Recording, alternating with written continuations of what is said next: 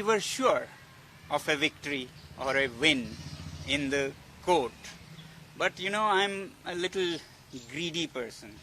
A win was not enough for me. I was always looking for a win-win. A win would be just Sonam Wangchuk wins. And what good is Sonam Wangchuk winning if Ladakh and the Himalayas and the causes he represents do not win?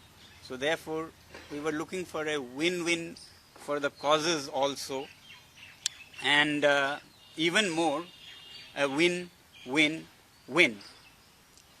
Now, with the recent extending of hands by the government to build trust, as they have said, and to facilitate meaningful, constructive dialogue.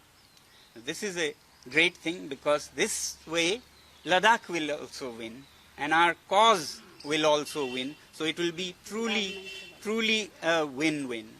It will be a win-win-win also, because the government will come out looking better and our image in the world will be a little better, and it will be even better win-win-win if the Honorable Court also records a judgment in this case, apart from revocation of the order itself, so that it guides future executives and future policy makers about how to use, and especially how not to use, such laws as National Security Act.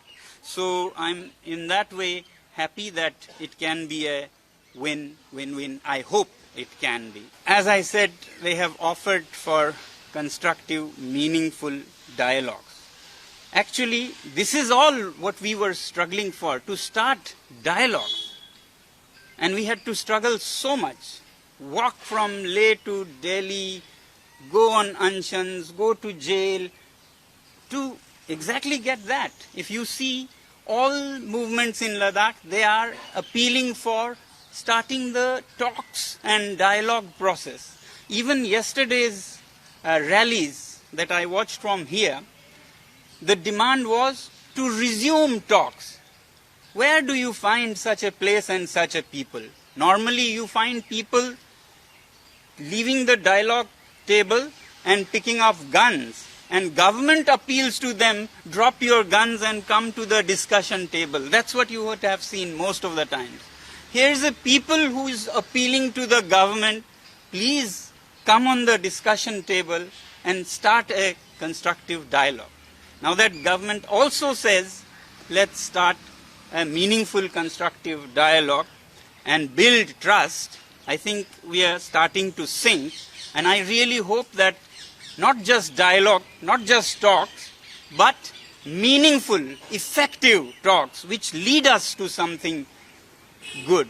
Otherwise, it has been not just 6 months, but 6 years of struggle for us to get to the meaningful, constructive part of the offer. So I'm happy to see in their offer and in their order of revocation that this is done to build trust and confidence for meaningful, constructive dialogue. And I really hope it yields that. So now that we have this constructive dialogue, it makes my job easy. Otherwise, I was waiting to come out either as we win in the court or after 12 months. I was very well prepared to spend 12 months and come out and share the horror stories of all the wrongs that happened on me and on her.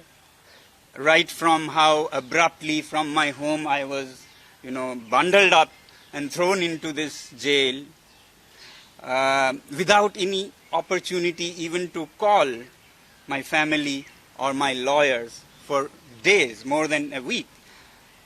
Or of her, who could not even meet journalists to voice her anguish with heavy security positioning around the campus, and how she slipped out into Delhi to knock the doors of the court, and how for 2 or 3 weeks there was kind of cat and mouse chase on the streets of Delhi with her cars followed by people in cars and motorcycles. It was all a filmy scene, not very filmy at the time. Or how in the jail I had such difficulties in defending myself by sending facts about the case. It was a huge horror story of how it was made so difficult to send anything to my lawyers. Otherwise, it was great. You know, the jail, the staff, the people there were very upright and very kind, despite keeping to their laws and disciplines and so on. But now I'm happy that I won't have to go into those things. This is what I was compelled to think of, that my story I'll have to share with the world, so that, not really for me, but to make this nation, you know, where people can operate fearlessly and where we can function when we are truthful.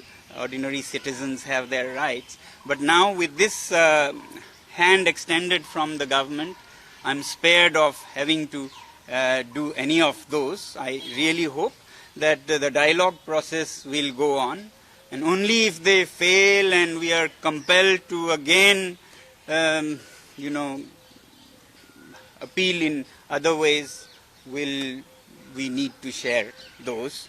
But as I said, it's nothing less than a thriller, non-fiction thriller, or nothing less than a movie perhaps could do justice to the details of what all we went through during these 6 months. But I really want to hope, and I'm sure that we can happily forget those and look forward to a beautiful beginning, a new beginning. I'm sure a talk is a give and take process. Both sides have to be considerate and flexible, but it has to be win-win. And win-win-win, as I said.